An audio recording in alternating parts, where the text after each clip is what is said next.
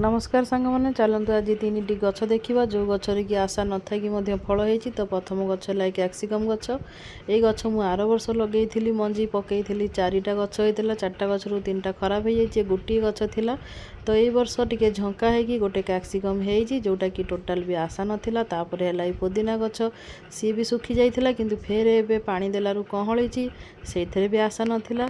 आउ तापर है पियाज गछ घरे सड़ी जाइथिबा पियाज को आनिकी मु लगे देइथिली सेतुरु मध्ये केते सुंदर गछ जर्मिनेट हेगी आउ तार सब स्प्रिंग बाहरी गलानी।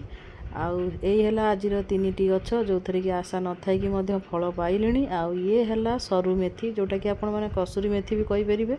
आउ एटा मु बुणी थी एबे बहुत सुंदर भाव में जर्मिनेट होती तारी सांगे पालंग जर्मिनेट होती सुंदर भाव में। आउ ये है धनिया पत्र ये भी सुंदर भाव में जर्मिनेट होती।